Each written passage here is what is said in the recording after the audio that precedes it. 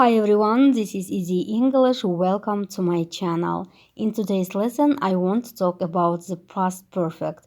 Please, before watching video, don't forget to subscribe my channel and keep watching. Сәлем баршаңызға. Бүгінгі видео сабақта past perfect, яғни өткен шақтағы өткен шаққа тоқталатын боламыз. Видеоны соңына дейін қарауларыңызды сұраймын, және де каналымызға жазылуды ұмытпаңыздар. Окей. Past perfect шағын бастамас бұрын етістіктерге тоқтала кетсек, естеріңізде болса, present perfect және past simple тақырыптарындағы видео сабақтарда етістіктің екі түріне тоқталған болатынбыз. Яғни regular verbs және де irregular verbs. Яғни дұрыс етістіктер және де бұрыс етістіктер. Дұрыс етістіктерді past simpleға қоюымыз үшін біз оған ed жалғауын жалғаймыз. Мысал үшін, clean, cleaned, watch, watched, play, played. Ал енді бұрыс етістіктерді past simpleға қоюымыз үшін оның екінші және де үшінші формуласына қоямыз. Мысал үшін, do, did, done. Break, broke, broken. Eat, ate, eaten. Осы видеоның астына ссылкаға кіріп, дұрыс етістік және де бұрыс етістіктер туралы толық видео сабақты көріп шығуларыңызға болады. Ал енді негізгі тақырыбымыз past perfect жағына тоқталайық. We use past perfect to say that something had already happened before this time. For example, when I arrived at the party, Tom had already gone home.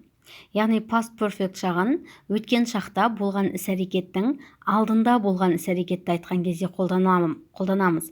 Мысал үшін, when I arrived at the birthday party, Tom had already gone home. Мен туылған күн кешіне келген кезде, Том әлде қашан үйіне кетіп қалған екен. Яғни past simple I arrived, ал Tom had gone past perfect. Яғни бірінші Томның іс-әрекеті болды, одан кейін барып менің іс-әрекетім болды. Алдымен Том кетіп қалды, одан кейін барып мен келдім. Яғни past simple'дың алдында болған іс-әрекетті білдіреді. Тағы да бір мысалға тоқталатын болсақ, for example, George didn't want to come to the cinema with us because he had already seen the film twice.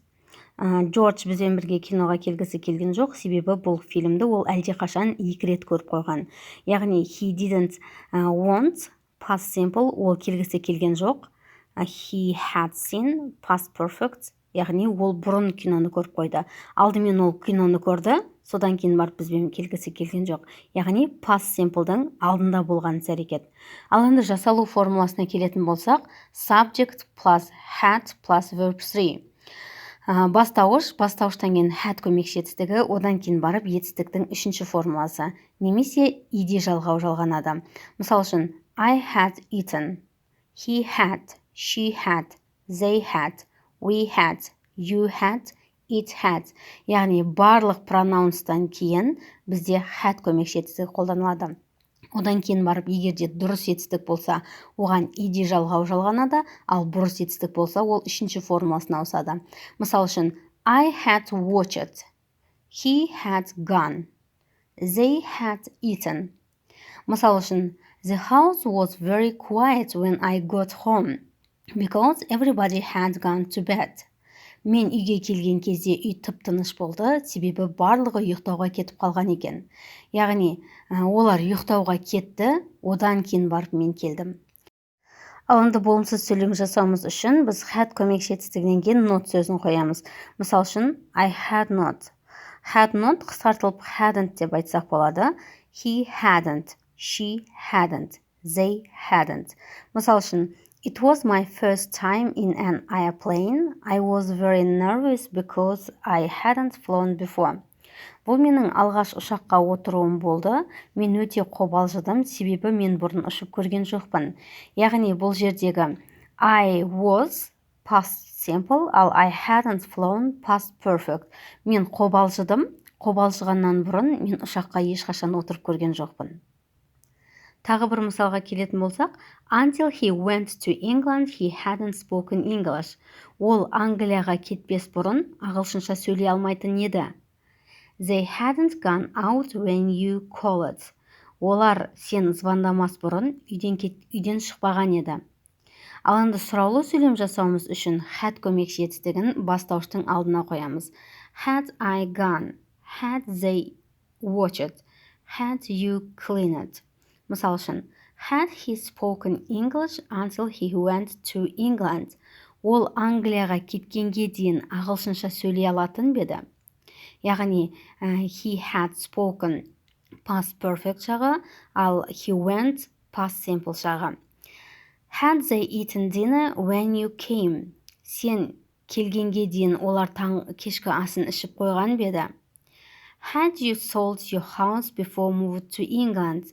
Сен Англияға көшкенге дейін үйіңді сатып қойған бедің? Сонымен past perfect шағы өткен шақтағы болған бір іс-әрекеттің алдында болған іс-әрекетті айтқанда қолданылады. Тағы да бір-екі мысалдар келтіре кететін болсақ, мысал үшін, the baby had cried before her mother came. We had lived in London before moved to Italy. Біз Италияға көшкенге дейін Лондонда тұрдық. Яғни біз алдымен Лондонда тұрдық, одан кейін барып Италияға көштік. She had washed her hands before she cooked the dinner. Ол кешкі асты пісірмес бұрын қолдарын жуып алды. Яғни ол бірінші қолын жуып алды, одан кейін барып кешкі асқа кірісті. Яғни had washed past perfect, cooked past simple. I returned home because I had forgotten my bag at home. Мен үйге қайтып келдім, себебі мен сумкамды ұмытып кеттім. Ал енді present perfect шағы мен past perfect шақтарын салыстырып кететін болсақ, осы видеоның астына present perfect шағының видео сабағының ссылкасын тастап кетемін. Соған кіріп, толық видео сабақты көрулеріңізге болады. Present perfect шағын біз сөйлеу кезінің алдында аяқталған іс-әрекетті айтқанда қолданамыз. Мысал үшін, I'm not hungry, I have just had lunch. Менің қарным аш емес, мен қазір ғана түскі асымды ішіп алдым. Ал past perfect шағында I wasn't hungry, I had just had lunch. Мен қарным аш болған жоқ, мен түскі асымды ішіп алған болатынмын. The house is dirty, we haven't cleaned it for weeks. Үйдің іші өте лас болды, өйткені біз оны бір апта бойы жинаған жоқпыз. The house was dirty, we hadn't cleaned it for weeks. Үй өте лас болған, өйткені біз оны бір апта бойы жинамаған болатынбыз. Ал енді past perfect шағы мен past simple шағын салыстыра кететін болсақ, мысал үшін, was Tom there when you arrived? No, he had already gone home. Сен келген кезде Том осы жерде болды ма? Жоқ, ол әлде қашан кетіп қалған болатын. Яғни he had gone past perfect, ал you arrived past simple. Том кетіп қалды, одан кейін барып сен келдің. Яғни past perfect, past simple'дың алдында болған іс-әрекет. Was Tom there when you arrived? Yes, but he went home soon afterwards. Сен келген кезде Том осы жерде болды ма? Иә, бірақ ол кетіп қалды. Яғни екеуі де past simple'дағы іс-әрекет, екеуі де бір кезде болды. You arrived, he went. Сен келдің, ол кетті. Тағы бір мысалға келетін болсақ, when I got home, my mother cooked the dinner. Екеуі де past simple'дағы іс-әрекет, яғни мен үйге келдім, анам кешкі ас пісірді. Екеуі де бір кезде болған іс-әрекет. Ал when I got home, my mother had cooked the dinner. Мен үйге келген кезде анам кешкі асты пісіріп қойған болатын. Бұл жердегі mother had cooked past perfect шағы, ал I got home past simple шағы. Яғни my mother had cooked, then I got home. Менің анам алдымен тамақ пісіріп қойған болатын, одан кейін барып мен келдім. Достар, осымен сіздерге past perfect шағы түсінікті болды деп ойлаймын. Видеоны соңына дейін қарағандарыңыз үшін рахмет. Лайк басып, комментария жазуды ұмытпаңыздар.